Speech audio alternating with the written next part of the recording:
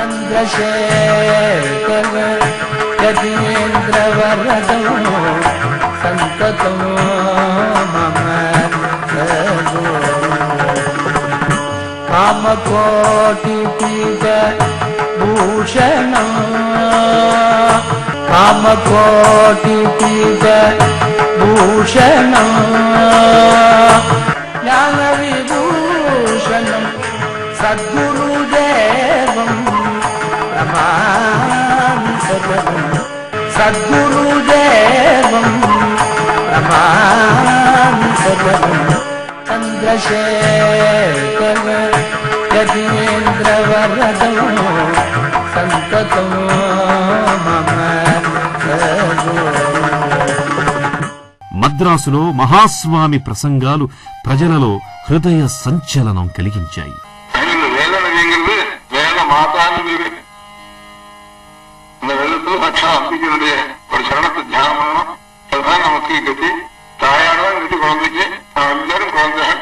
చిదంబర క్షేత్రానికి వెళ్లి నటరాజస్వామి దర్శనం చేసుకున్నారు. ఆదిశంకరాచార్యులు స్వయంగా మోక్షలింగాన్ని ప్రతిష్ఠించిన క్షేత్రమిది. ఇక్కడ సహస్ర స్తంభ మంటపంలో మహాస్వామి చంద్రమౌళీశ్వర పూజ చేశారు.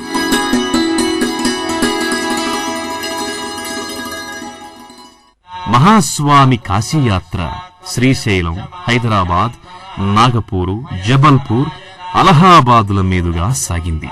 తుంగభద్రా నదిని దాటిన స్వామి 1934 ఫిబ్రవరి 12న హైదరాబాదు చేరుకున్నారు. అప్పటి ప్రభుత్వం, నైజాం నవాబు మహాస్వామిని ఎంతో గౌరవించారు. మహాస్వామి హైదరాబాదు నుండి నాగపూర్ వింధ్యారణ్యాలు దాటి జబల్పూర్కు చేరుకున్నారు. నర్మదా నదిలో స్నానం చేశారు. అక్కడ నుండి ప్రయాగ చేరుకున్నారు. 1922లో మహాస్వామి రామేశ్వరం నుండి తెచ్చిన ఇసుకను 1934లో త్రివేణి సంగమంలో కలిపారు. త్రివేణి నుండి సంగ్రహించిన పవిత్ర జలాన్ని దక్షిణ భారతదేశంలోని వివిధ ఆలయాలకు పంపించారు. వారణాసి వెళ్లిన స్వామికి కాశీ మహారాజు, Banaras Hindu university vice chancellor Pandit Madan Mohan Malaviya వంటి మహామహులు స్వాగతం పలికి 1,00,000 మంది ప్రజల సమక్షంలో ఘనంగా ఊరేగించారు. మహాస్వామి కాశీ విశ్వనాథుని, అన్నపూర్ణాదేవిని దర్శనం చేసుకున్నారు. బెనారస్ హిందూ విశ్వవిద్యాలయంలో జరిగిన సదస్సులో మదన్ మోహన్ మాలవ్య సంస్కృతంలో స్వామివారిని ప్రస్తుతించారు.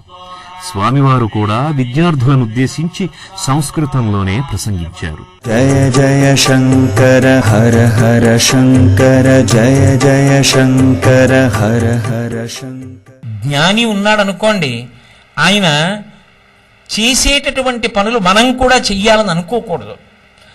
చంద్రశేఖరేంద్ర సరస్వతి స్వామి వారి వీపుకి చెదపురుగులు కొరుకుతుంటే ఆయన అలా కూర్చోగలరు. నేను కూడా అలా అనుకరిద్దాం అనుకుంటే లేనిపోని ఉపద్రవం వస్తుంది. ఆ స్థాయికి వెళ్ళాక నువ్వు అనుకరించక్కర్లేదు, నువ్వు అలా ఉంటావు. అజ్ఞానిని అనుకరించరాదు.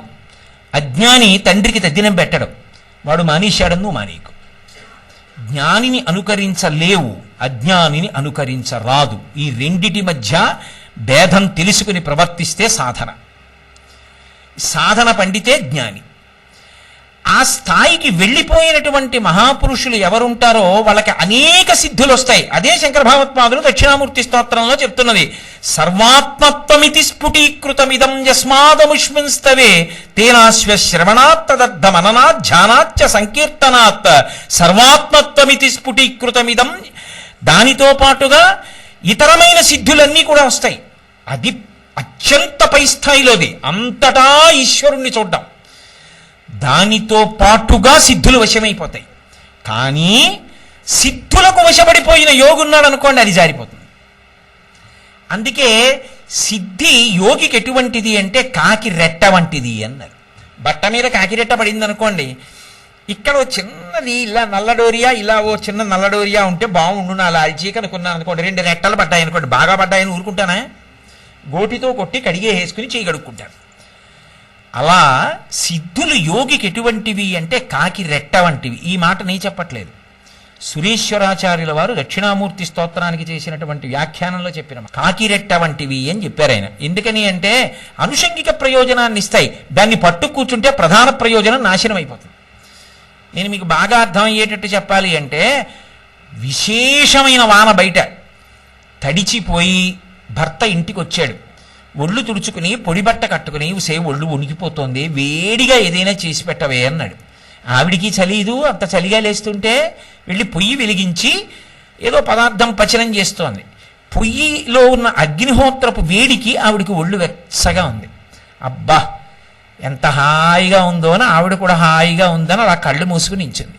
ఇప్పుడు ఆవిడ పొయ్యిలోని మంట యొక్క వేడికి ఆశపడి గిన్నెలో ఉన్న పదార్థాన్ని పచనం చేయడం వదిలేసింది అనుకోండి, ఆవిడ ఒంటికి వెచ్చగా ఉంటుందేమో కానీ భర్త గారికి పెట్టడానికి పదార్థం ఉండదు, మాడిపోతుంది.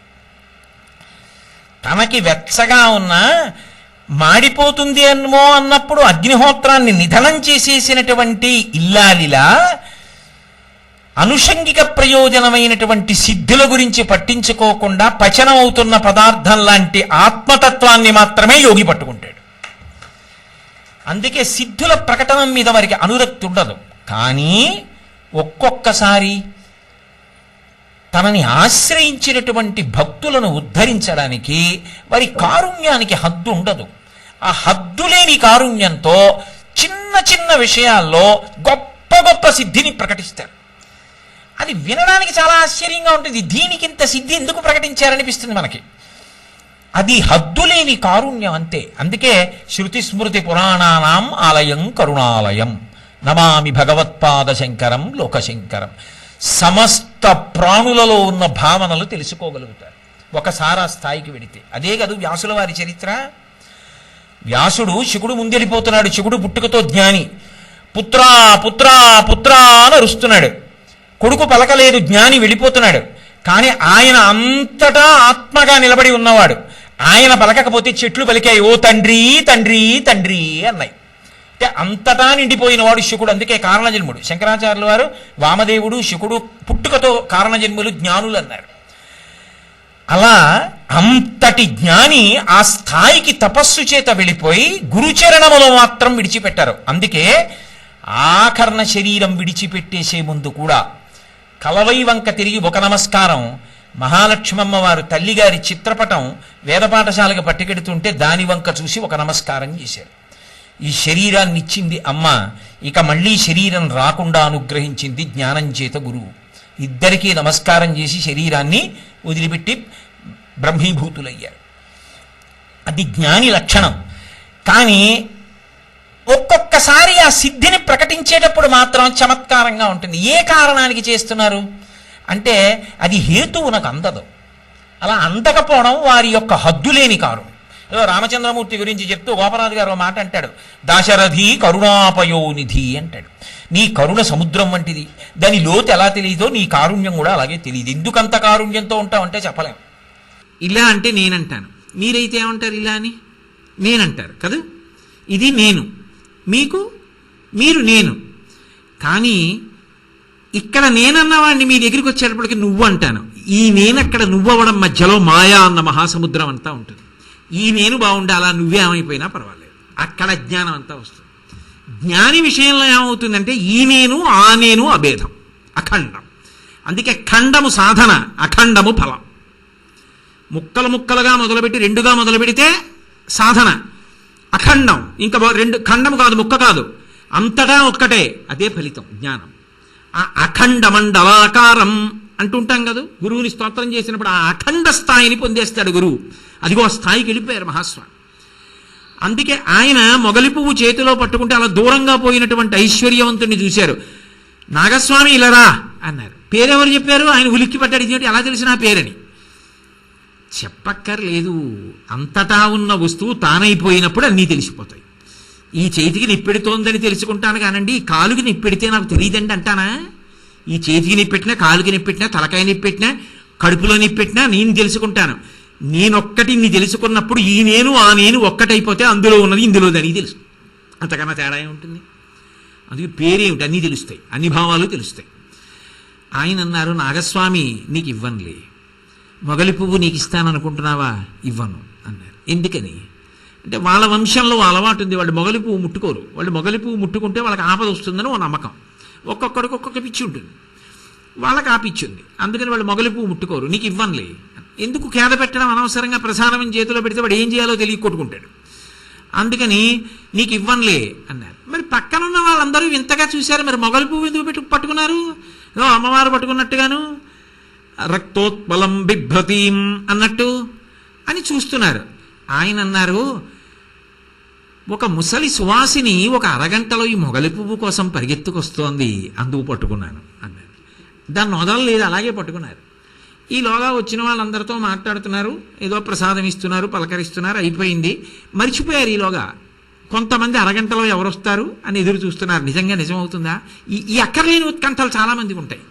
అసలు వారు చెప్పింది ఏమిటో గుర్తెట్టిపోవడం కన్నా ఇలాంటి వాటి మీద ఎంత అనురక్తి ఉంటుందో కొంతమందికి. కాబట్టి అరగంట అవుతుంది, వస్తుందా 30 నిమిషాలు అయింది. ఎవరో ముసలావిడ లోపలికి వచ్చి తప్పుకోండి, నాకు బస్సు టైం అవుతోంది, మహాస్వామి దర్శనం చేయాలి, తప్పుకోండి అంటోంది. అరగంటలో వస్తుందన్నారు కదా, అందరూ దారిచ్చారు. ఏదో కృష్ణుడు ఎడుతుంటే విమానానికి దారిచ్చేసినట్టు, రాముడికి సముద్రం దారిచ్చేసినట్టు. ఆవిడ తిన్నగా వెళ్ళి మహాస్వామి వారి దగ్గర నమస్కారం పెట్టి నించుంటే ఆయన అన్నారు, ఏమమ్మా నువ్వు దూసి మామమ్మాపూర్ నుంచేనా వచ్చావు అన్నారు. అవును స్వామి అంది. ఎక్కడి నుంచి వచ్చిందో ఆయనకి ఎలా తెలుసు అంటే, ఇందాక చెప్పాను కదా, మళ్ళీ ఎలా తెలుసు అని దానొక్కదాని కోసం వినకూడదు. ఇవన్నీ కాకిరెట్టలు వాళ్ళకి, దానికోసం కాదు. ఇది అనుషంగిక ప్రయోజనంగా వస్తుంది ఆత్మతత్వంతో పాటు. ఆయన అన్నారు, నీ మనవరాలికి కాంచీపురం వెళ్ళి మొగలి పువ్వు పట్టుకొస్తాను, నీకు మొగలి పువ్వుతో జడేస్తానని చెప్పొచ్చావా? ఇంటి దగ్గర నీ మనవరాలు ఎదురు చూస్తోందా?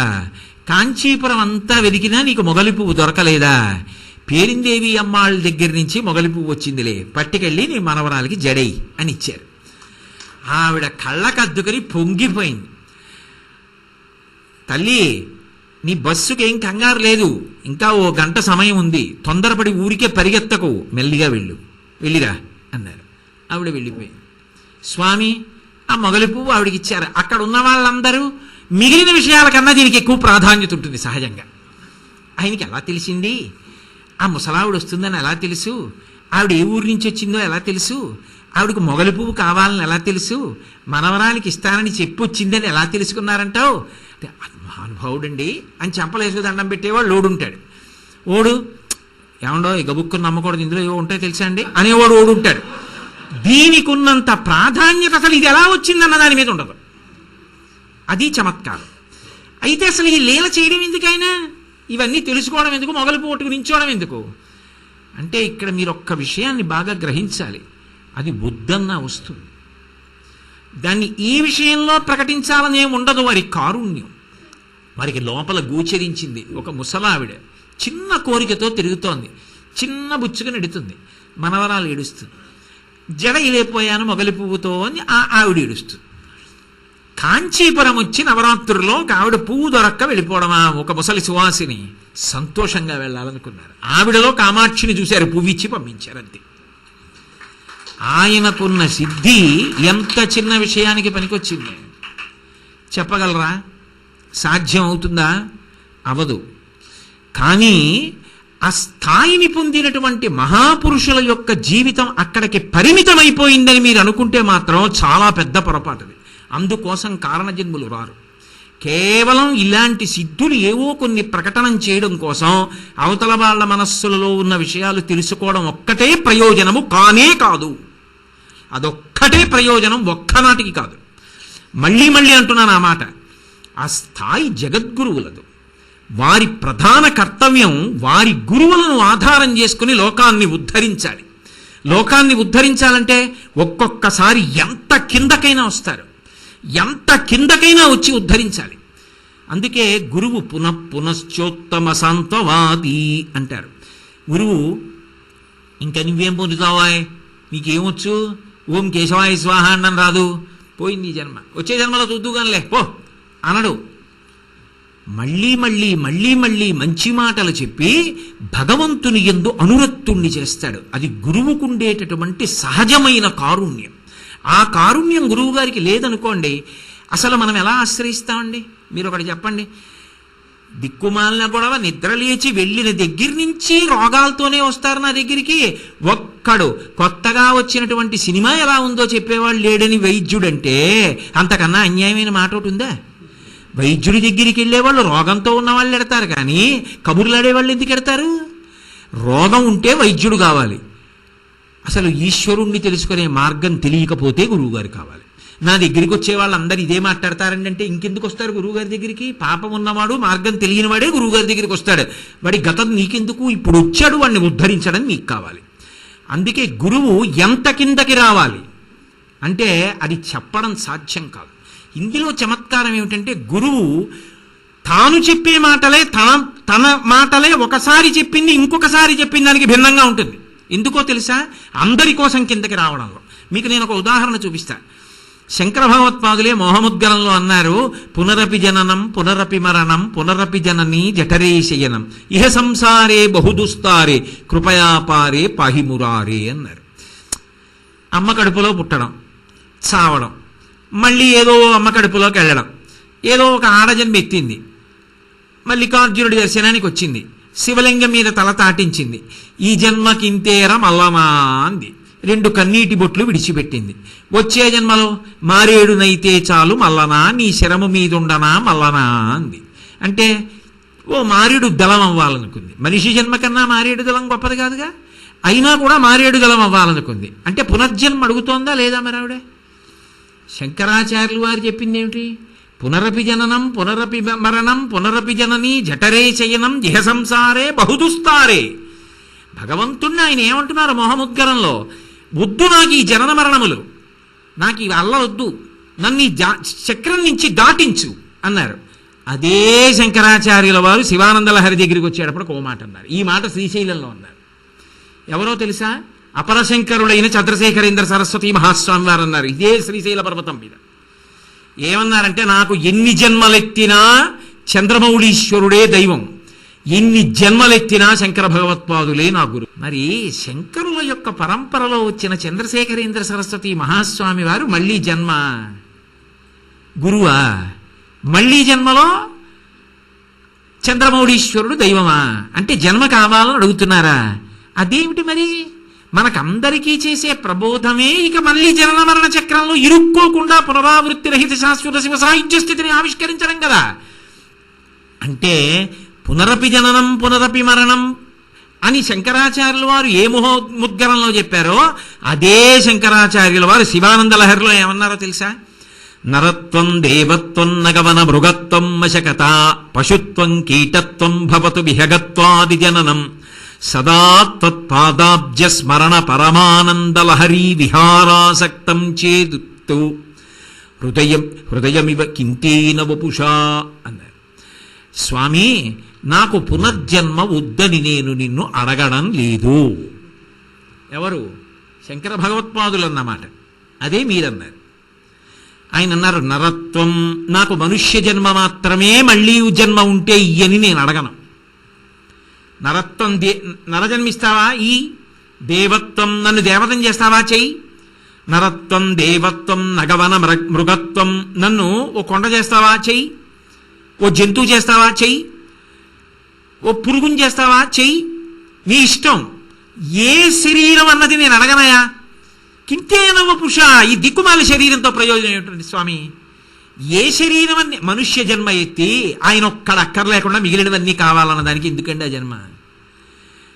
కానీ ఏ వేదంబు పఠించలోత భుజగంబే శాస్త్రముల్ సూచతా నైవిద్యాభ్యాసమనర్చకరి చించే మంత్రమూహించ బోధావిర్భావ నిధానముల్ చదువులయ్యా కాదు మీ పాద సంసేవాసక్తి కాకజింతు తరికిం శ్రీకాళహస్తీశ్వర. మరి పరమేశ్వరుడు కావాలనుకున్న పాము, ఏనుగు, సాలెపురుగు క్షేత్రానికి పేరే అవి అయి కూర్చున్నాయి, స్వామి పేరే అది అయి కూర్చున్నాయి శ్రీకాళహస్తీశ్వరుడని. అయినప్పుడు ఈ శరీరంతో కాదు సంబంధం. నువ్వు ఏ జన్మనిస్తావని నేను అడగను. నరుణ్ణి చెయ్యి, దేవతని చెయ్యి, పురుగుని చెయ్యి, కీటకాన్ని చెయ్యి, పక్షిని చెయ్యి, చెట్టుని చెయ్యి, మారేడుదలాన్ని చెయ్యి, కొండని చెయ్యి, నాకు బెంగలేదు. ఏ శరీరం ఇస్తావని నేను అడగట్లేదు. నాకు ఇవ్వవలసింది మాత్రం అడుగుతున్నాను. ఏమి ఇవ్వాలో తెలుసా? నాకు ఇవ్వవలసింది నరత్వం దేవత్వం నగవన మృగత్వం మశకత పశుత్వం కీటత్వం భవతు విహగత్వాది జననం సదా త్వత్పాదాబ్జ స్మరణ పరమానందలహరీ విహారాసక్తం. ఏ జన్మలో ఉన్నా నీ పాదముల యందు మాత్రము పరమ భక్తితో ఎప్పుడు ఆ పాదముల నుంచి స్రవించేటటువంటి మందారమ కరందపానము చేసి మత్తిల్లిపోవాలి. ప్రహ్లాదుడు చెప్పుకున్నట్టుగా అంబుజోదర దివ్యపాదార వింద చింతనామృతపాన విశేషమత్త చిత్తమీరీతి ఇతర విషయంబు చేర నేర్చు వినుత గుణశీల మాటలు వేయునేల అన్నట్టుగా ఏ శరీరంలో ఉన్నానన్న దానితో సంబంధం లేదు. ఏ శరీరంలో ఉన్నా నీ పాదముల యందు నేను అనురక్తులను కావాలి. ఇక్కడ మీరొక్కటి గుర్తుపెట్టుకోండి, కేవలము జన్మరాహిత్యాన్ని ప్రధానంగా జ్ఞానము చేత కైవల్యాన్ని పొందడాన్ని ప్రతిపాదించేటటువంటి శంకర భగవత్పాదులు తద్విరుద్ధంగా శివానందలహరిలో పునర్జన్మని ఇచ్చినా పర్వాలేదన్నారు. అంటే దాని అర్థం శంకరాచార్యుల వారు 2 చోట్ల 2 విరుద్ధమైన వాదనలు చెప్పారని కాదు. ఒక్కొక్కరి యందు ఒక్కొక్క ఆసక్తి ఉంటుంది. ఒక్కొక్కరి ఆసక్తి ఎలా ఉంటుందంటే, మనుష్య జన్మనెత్తి ఏం సాధించాను, మారేడు దళాన్నై ఒక్కరోజు బతికినా ఆ మల్లన శివలింగం మీద నేను ఉండగలిగితే చాలు. ఆ తర్వాత నన్ను ఉత్తర దిక్కుగా పానవట్టంలోంచి నిర్బాల్యంగా పక్కకి తీసేసినా నా జన్మ అక్కడతో పరిసమాప్తమైపోయినా చాలు. 90 ఏళ్ళు బతికి చిట్ట చివర ఇప్పుడొచ్చి నిన్ను ముట్టుకున్నాను, ఏమైపోయినట్టు నా జన్మ. ఆర్తి కలిగిన వారు మరి ఉత్తర జన్మలో సేవించాలని కోరుకోరా? అందుకే ఆ స్థాయి వారి కోసం శంకరుడు ఆ భక్తి ఉన్న పునర్జన్మ సిద్ధాంతాన్ని తిరస్కరించి మాట్లాడలేదు. ఆ శంకరుల అడుగుజాడలలో నడిచే చంద్రశేఖరేంద్ర సరస్వతి స్వామి శ్రీశైల పర్వతం మీద అదే మాట మళ్ళీ చెప్పారు. అంటే గురువు ఏ స్థాయిలో ఉన్నవాణ్ణి ఆ స్థాయిలో పెంచి పోషించి మాట్లాడాలి. వీడు ఈ స్థాయిలో ఉన్నాడు కాబట్టి పాడైపోతాడని వదిలిపెట్టడానికి వీల్లేదు. అహరహం కావలసింది ఏమిటి అంటే నిరంతర బోధ చేస్తూ ఉండాలి. ఏది తన సొంతమైంది కాదు, తనకి పైన గురువులు ఏం చెప్పారో అదే. శంకరాచార్యుల వారు చెప్పినటువంటి మాటలన్న గాడి తప్పడానికి వీల్లేదు. రైలు చక్రాలు ఎప్పుడు పట్టాల్ని ఆశ్రయించి ఎలా పరిగెడతాయో, శంకరాచార్యుల వారు చెప్పిన మాట చెప్పడం వినా ఇక నేను చెప్పడానికి ఏమీ లేదు. అంతా ఆయన చెప్పారు, ఆయన చెప్పింది నేను చెప్తే వాళ్ళకి అర్థమయ్యేట్టు నా జన్మకి కృతకృత్యుండైనట్టే అన్న భక్తితో చెప్పగలగాలి. చెప్పడం ప్రధానం కావాలి, చెప్పడంలో బరలికి ఉండకూడదు. అలా చెప్తూనే ఉండాలి. అది తన యొక్క సహజమైన సమాధి స్థితికి ప్రతిబంధకం కావచ్చు, అయినా ప్రబోధం చేస్తూనే ఉండాలి. అది చేసిన వాడెవరో వాడు కారణ జన్ముడు. ఎందుకో తెలుసా? శరీరం ఉండదు, వెళ్ళిపోయి తీరుతుంది. అది మహాస్వామి వారిది కావచ్చు, శంకరాచార్యుల వారిది కావచ్చు, మహాదేవేంద్ర సరస్వతి స్వామి వారిది కావచ్చు, చంద్రశేఖర భారతీ స్వామి వారిది కావచ్చు. ఉండదు, శరీరం వెళ్ళిపోతుంది. ఏది ఉండిపోతుంది? ఆ శరీరంలో ఉండగా వారు మనకి మార్గనిర్దేశనం చేసి చెప్పిన మాటలే ఉన్నాయో అవే మన జీవితాలకి దిక్సూచిలు.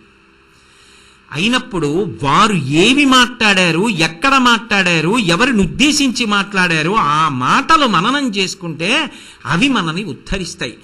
ఆ విషయంలో వారు ఎంత కృతకృత్యులయ్యారన్న దాన్ని బట్టి వారు ఎంత సఫలీకృతులయ్యారో, ఎన్ని కోట్ల మందికి దార్శనికులయ్యారన్న దాన్ని బట్టి వారి వైభవం ఆధారపడి ఉంటుంది. నాని పాల్కీవాలా మాట్లాడుతూ మాట అంటాడు, members of the dominant minority అంటాడు. కోట్ల మందిని ఉద్ధరించే వాళ్ళు లక్షల మంది ఉండరు. కోట్ల మందిని ఉద్ధరించేటటువంటి వాళ్ళు వేళ్ల మీద లెక్క పెట్టేవాళ్ళు ఉంటారు.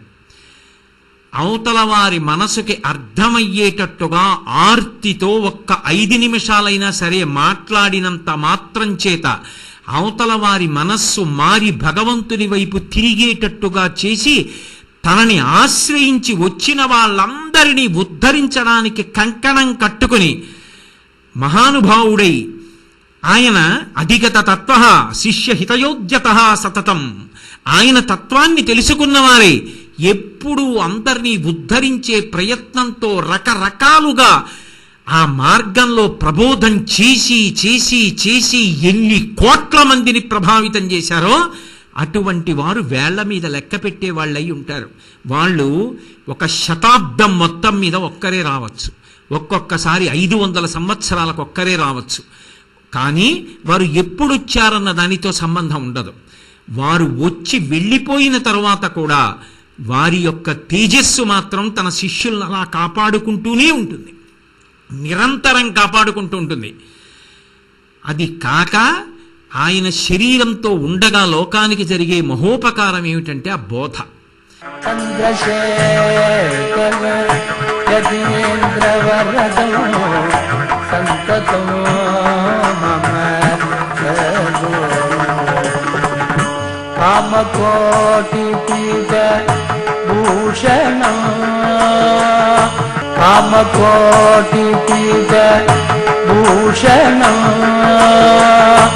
జ్ఞాన విభూషణం సద్గురుదేవం ప్రమామి సదనం సద్గురుదేవం ప్రమామి సదనం చంద్రశేఖర యతీంద్రవరదం సంతతం